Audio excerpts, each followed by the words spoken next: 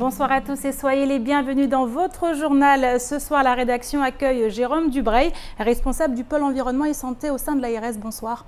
Bonsoir. Alors on l'a vu, une situation préoccupante touche Mayotte actuellement, notamment en matière d'eau. On l'a vu, des restrictions drastiques ont été prises dans le sud, on l'a vu également. Alors aujourd'hui, il y a des précautions à prendre. Vous avez toute une panoplie de gestes à nous confier concernant cette consommation d'eau. On en parle avec vous tout à l'heure dans ce journal. Avec nous également sur le plateau, Pierre Bellucci. Bonsoir Pierre. Bonsoir Amina, bonsoir à tous. Alors on va aller avec vous du côté du CHM, plus précisément dans les services de la pédiatrie et néonatologie, où on a vu un invité bien particulier se présenter aux enfants. On verra tout à l'heure de quoi il s'agit avec vous Pierre à la fin de ce journal. Mais d'abord, voici les titres de ce vendredi 16 décembre. Face à la sécheresse qui touche le département, la préfecture de Mayotte vient de prendre des mesures drastiques. Pour économiser la ressource en eau potable, des tours d'eau viennent d'être mis en place dans les différents villages du sud de l'île.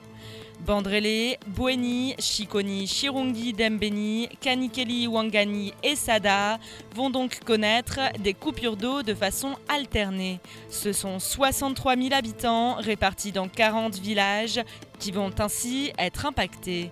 Même si afin de limiter les désagréments, l'ASMAE et le SIAM ont installé 33 rampes d'eau. Reportage. Ce matin, la mairie de Mamoudzou a officialisé sa convention d'emprunt avec l'Agence française de développement. Ce sont 10 millions d'euros qui vont être injectés dans les fonds de la commune au service des projets phares comme la vidéoprotection, la rénovation des établissements scolaires, des voiries et des équipements dédiés à la jeunesse. Le point dans votre journal.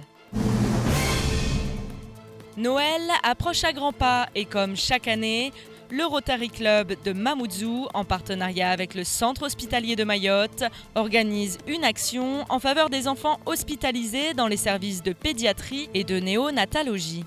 Le Père Noël a donc distribué ses cadeaux aux enfants hospitalisés cet après-midi. Un moment de joie pour tous, disponible à la fin de cette édition. Les coupures d'eau en alternance annoncées dans les 8 communes du sud de Mayotte sont désormais effectives. Ainsi, depuis ce jour, les 40 villages du sud répartis dans les communes de Bandrélé, Bouéni, Chikoni, Chirungi, Dembeni, Kanikeli, Wangani et Sada sont sous le coup de mesures drastiques. L'eau ne sera désormais accessible au robinet que durant 22 heures sur 48. Aussi, au vu de la situation particulièrement délicate et pour éviter une pénurie d'eau dès le début du mois de janvier, des fontaines ont été installées. Cela devrait permettre à la population de s'approvisionner de façon suffisante. Ce matin, nous nous sommes rendus dans la commune de Dembeni, la première à connaître des coupures sur le réseau. Le point dans ce sujet signé Soumani Darwesh et Pierre Bellucci. Toute situation de crise impose des mesures exceptionnelles. Depuis ce matin, plusieurs villages du sud sont privés d'eau potable, du moins au robinet. En effet, pour préserver les dernières réserves en eau, notamment celle de la retenue collinaire de Combani, l'ASMA et le SIAM ont installé 33 rampes d'eau dans les différents villages concernés. C'est mieux que le préfet a pensé de faire ça parce que si tout le monde utilise, là l'eau actuellement, le mètre cube qui est là-bas, je ne pense pas si tout le monde utilise ça, ça va pas suffire. On coupe l'eau à la maison, c'est une très bonne chose parce que comme ça on peut avoir un peu d'eau pour remplir la route collinaire de Mayotte. Ces installations délivreront de l'eau potable à la population et seront ouvertes en permanence pour garantir la distribution des 8 litres d'eau par personne recommandés par l'ARS. Les tours d'eau sont ainsi organisés alternativement sur les 8 communes de façon à permettre la distribution sur 48 heures, 22 heures de service de 10 heures à 8 heures le lendemain, suivi d'une interruption jusqu'au lendemain 10 heures. Une mesure drastique que la population accueille néanmoins avec intelligence. Ils ont mis en place des ressources là pour que tout le monde, tous les habitants qui vendent de l'eau, comme ça on récupère ici, comme ça il y aura moins d'économie d'eau. Si certains respectent et comprennent ces mesures, nombreux sont ceux à prévoir une pénurie. En effet, depuis quelques jours, certains font de gigantesques stocks d'eau, ce qui a le don de vider de façon encore plus rapide les dernières réserves. Moi j'ai fait un stock d'eau et puis j'ai acheté des bouteilles d'eau aussi, on ne sait jamais. Donc moi, d'après tous les villages que je suis passé, les quartiers de chez moi, Depuis avant-hier, les gens ils ont mis des stocks d'eau, ils ont bien compris.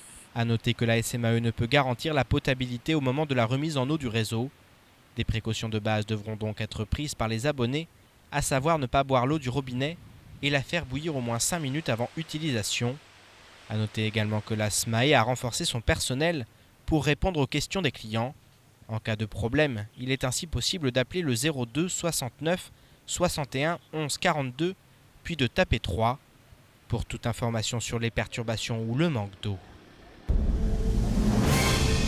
Et je me tourne vers notre invité Jérôme Dubreuil, qui est responsable du pôle environnement et santé au sein de l'ARS. Alors on l'a dit dans le reportage, on le voit, des communes ont été maintenant font l'objet de restrictions d'eau, avec les 8 communes du Sud dont on a parlé.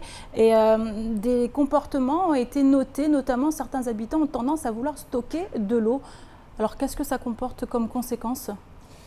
Alors effectivement, l'effet engendré par l'annonce des coupures d'eau, c'est un surstockage de la part de la population.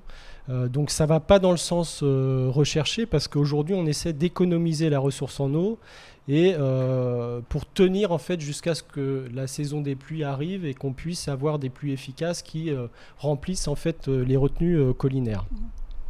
Donc ces tours d'eau, en fait, ils sont organisés dans le sud de l'île et effectivement, l'eau n'est pas potable au robinet de ces communes du sud, mais uniquement sur ces communes du sud. Les communes du nord, l'eau est réputée potable encore au robinet. Donc sur les communes du sud, où l'eau n'est pas potable au robinet, il faut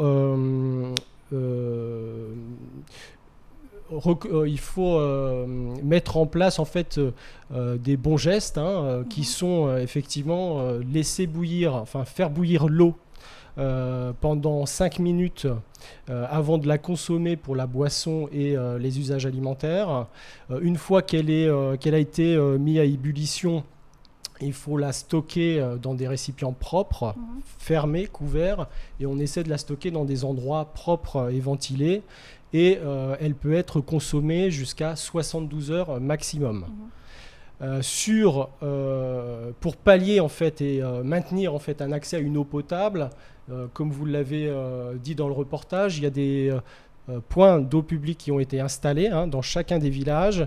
Donc à ces points d'eau publics, l'eau est potable, donc il suffit simplement d'aller la récupérer avec un contenant propre, type jerrycan ou seau avec un couvercle, et ensuite de stocker cette eau chez soi, dans un endroit propre et ventilé, et on peut aussi celle-ci la garder jusqu'à 72 heures. Alors, on va vous parler de ces fontaines. Est-ce qu'aujourd'hui, l'usage sera contrôlé ou alors chacun pourra aller se servir à sa guise ? Alors, l'idée justement de ces fontaines et de la mise en place de ces tours d'eau, c'est bien sûr d'économiser l'eau. Donc, il faut que tout le monde se mobilise et change ses habitudes. Sur ces points d'eau, évidemment, il faut utiliser cette eau potable juste pour les usages prioritaires, que sont la boisson, la préparation des aliments et l'hygiène corporelle, surtout celle des nourrissons. Après, l'eau qui est distribuée au robinet chez le particulier peut être utilisée pour la toilette des adultes. D'accord. Voilà. Alors là, on parle des communes du Sud, de restrictions. Est-ce que ça touche seulement les habitants ou ça touche également certains établissements comme les établissements de santé ? Alors sur les établissements de santé, il faut retenir que les centres de référence de Kahani et Emramadoudou seront maintenus en eau. Donc ce sont des villages, les villages aussi, Kahani et Emramadoudou, et que sur les dispensaires, le CHM décidera de maintenir ou non cette activité-là, l'activité d'accueil des patients dans les jours qui viennent. Alors jusqu'à maintenant, pas de mouvement de panique de la population vers l'ARS pour justement demander des informations complémentaires par rapport à ce qui a été dit ? Alors aujourd'hui, a priori, la distribution aux rampes se fait dans le calme.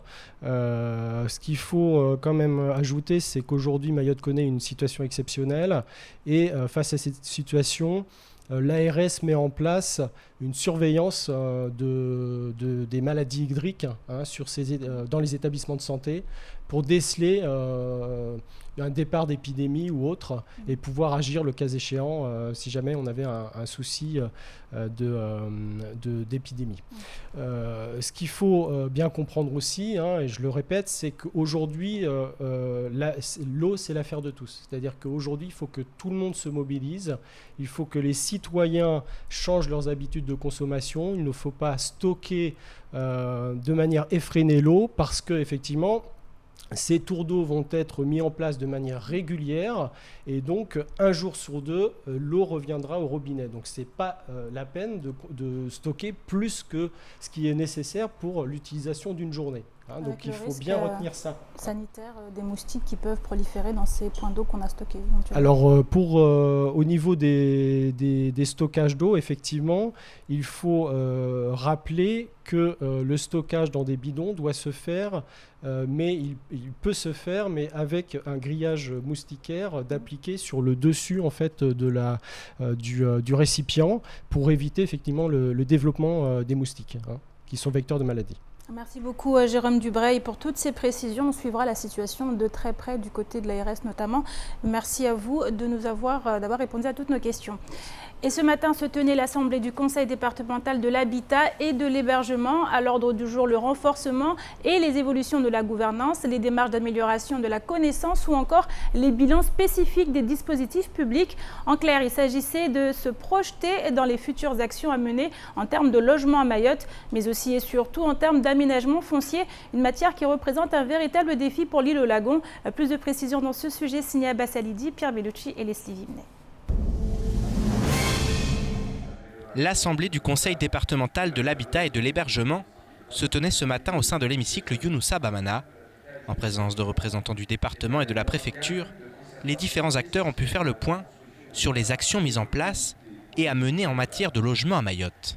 La réunion d'aujourd'hui, c'est un peu, disons, le bilan annuel de l'action qui est menée en matière d'habitat et de logement au plan départemental.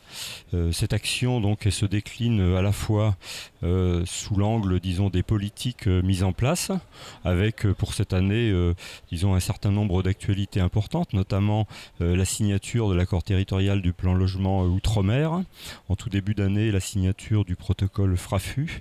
Et puis aujourd'hui, le début de la mise en place des actions correspondantes. Et puis au-delà, disons, de l'aspect politique, doctrine locale, il y a bien sûr la mise en place de tous les dispositifs qui existent pour rendre opérationnelle cette politique, en particulier les aides à la pierre, la construction du logement locatif social, l'accession sociale, l'aménagement urbain, etc. Cette mise en place de dispositifs et d'actions réclame néanmoins un préalable qui fait aujourd'hui office de véritable défi pour Mayotte, l'aménagement foncier. À ce titre, l'établissement public foncier doit voir le jour prochainement, tandis que de son côté, le département a déjà lancé un vaste plan de régularisation foncière. Il y a surtout le souci lié au foncier et je veux dire à ce propos que le département a engagé un vaste plan de régularisation foncière qui aboutira in fine à ce que l'on maîtrise le foncier qui nous permettra de construire des logements sociaux. C'est aussi le travail de partenariat que nous développons avec la CIM pour que, parce que vous savez, le département est l'actionnaire principal de la CIM, pour que là aussi on insuffle une politique nouvelle en matière de logements sociaux et il y a des critères qui permettent à ce que l'on puisse bénéficier de logements sociaux ou à ce que le département vous accompagne, comme je l'indiquais, en termes d'apport pour les familles qui en ont besoin. Ça suppose qu'on réponde à un certain nombre de critères et c'est ce que nous faisons. Évidemment, quand on est dans des bangas et qu'on n'entre pas dans ces critères-là, c'est un peu plus compliqué et c'est une démarche qui n'est pas discutée dans le cadre du CDHH. En effet, la lutte contre le logement insalubre et les habitations illégales n'est pas une mince affaire, même si la DEAL mène un travail depuis plusieurs mois afin de tenter d'inverser la tendance. Pour ça, on a mené sur chacune des 17 communes un diagnostic qui est pratiquement finalisé et on va pouvoir le traduire rapidement en plan d'action de manière, là aussi, à rentrer concrètement dans la résorption de l'habitat indigne qui comporte 3 volets. D'une part, les aménagements et les équipements, d'autre part, le foncier qui est un préalable et pour finir, le traitement de l'habitat proprement dit au travers des aides à la pierre dont on a parlé tout à l'heure. On a programmé cette année 281 logements locatifs sociaux. On n'avait jamais obtenu ce résultat et progressivement on espère que ce chiffre va monter. Les perspectives pour l'an prochain tourneraient peut-être autour de 300-350 et puis progressivement on montera pour aller à un rythme qui pourrait atteindre peut-être 700-800 dans quelques années sûrement, mais voilà. Et progressivement se mettre à peu près en adéquation avec le besoin réel. Le besoin réel est immense et ne cesse d'augmenter au fil des années. Le rattrapage sera donc long et fastidieux, mais ô combien indispensable pour Mayotte et sa population en permanente croissance. Placée au cœur du dispositif français d'aide publique, l'Agence française de développement participe à plusieurs titres au développement économique et social des territoires, ainsi au moyen de subventions, de prêts, de fonds de garantie ou encore de contrats de désendettement et de développement. L'établissement public finance des projets divers et variés et accompagne ses partenaires dans le renforcement de leurs capacités. Et parmi les communes de l'île qui ont déjà bénéficié du soutien de l'AFD, celle de Mtsamboro, d'autres encore comme la commune de Bandrélé sont actuellement en discussion, tandis qu'en janvier, un prêt devrait être accordé à la commune de Chirongui. Ce matin, c'est vers la mairie de Mamoudzou que l'Agence française de développement s'est tournée avec la signature d'une convention d'emprunt. Les précisions avec Adèle Laurent. 10 millions d'euros, c'est le montant du prêt que la mairie de Mamoudzou vient de contracter auprès de l'Agence française de développement. Et ce matin, cet emprunt a été officialisé avec la signature d'une convention. Celle-ci s'inscrit dans le financement des projets pluriannuels d'investissement de la commune, couvrant la période 2016-2020 et dont le budget total s'élève à 47 millions d'euros. Le directeur de l'AFD nous en dit plus sur les projets mis en place avec ces fonds. Donc nous allons les accompagner dans la mise en œuvre de ce programme. Et aujourd'hui, nous venons de signer la première partie de ce programme avec un prêt de 10 millions pour financer un certain nombre d'opérations. Le plan paysage, le front de mer, la réhabilitation de certains quartiers, la rénovation de certains plateaux sportifs. Donc il y a l'éclairage public qui est un programme très important. Donc il y a un certain nombre de réalisations dans ce programme et nous finançons la première tranche de ce programme. Vidéoprotection, rénovation des établissements scolaires, des voiries et des équipements dédiés à la jeunesse, notamment avec la mise aux normes des plateaux et terrains de foot. La première tranche de ce programme comporte des projets conséquents mis en place au bénéfice direct de la population. La vidéoprotection, c'est la sécurisation de nos concitoyens. Il y a plusieurs sites qui ont été identifiés et là, le projet suit son cours. Je pense que d'ici la fin de l'année 2017, ça sera opérationnel. Donc ça, c'est pour la population.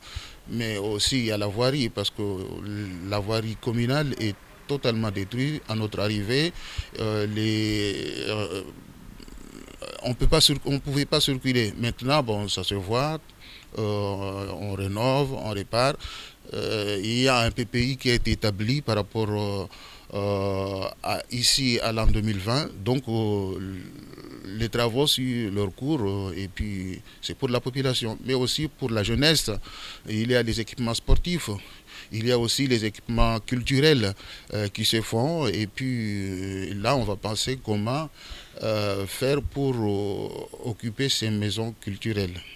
5 millions d'euros devraient être versés à la mairie avant la fin de l'année. Quant aux 5 millions restants, ils rejoindront la trésorerie de la commune du chef-lieu courant 2017.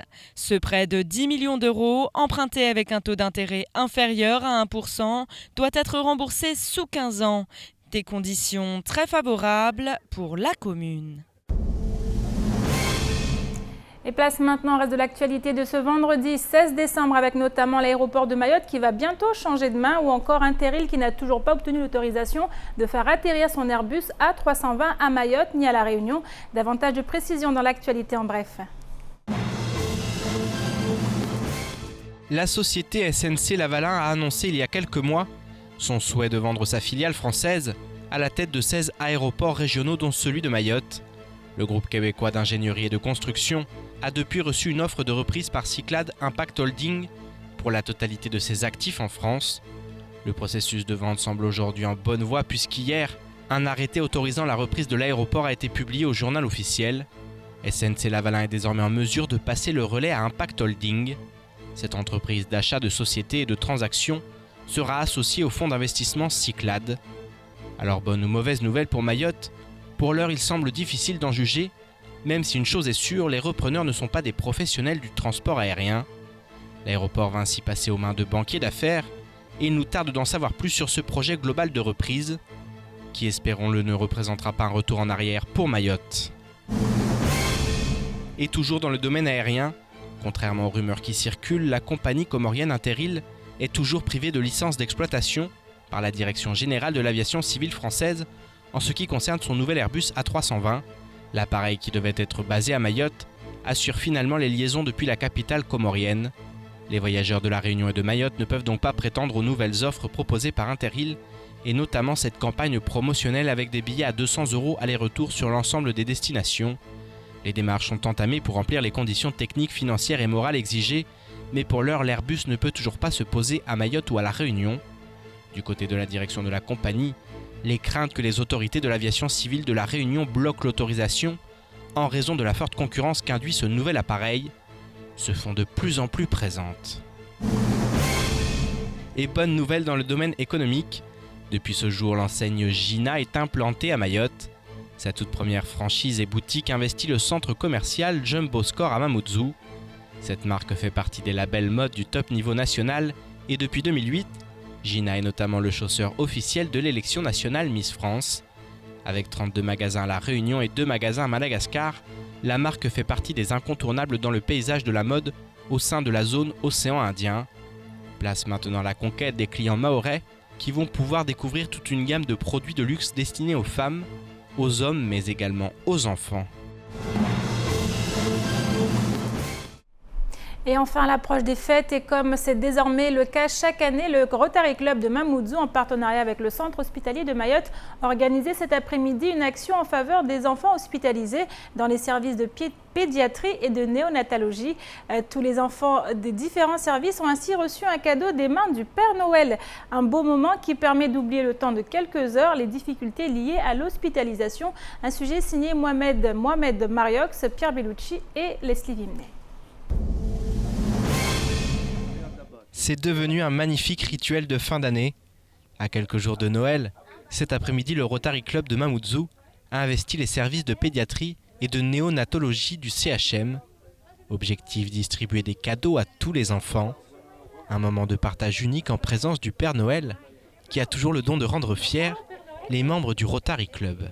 C'est une fierté déjà, j'espère que ça va toujours perdurer puisque c'est notre but. Ça représente beaucoup de choses puisque le Rotary, vous savez, c'est un club service déjà qui est là pour aider les personnes qui ne peuvent pas subvenir à leurs besoins, à justement les aider à améliorer leur vie de tous les jours.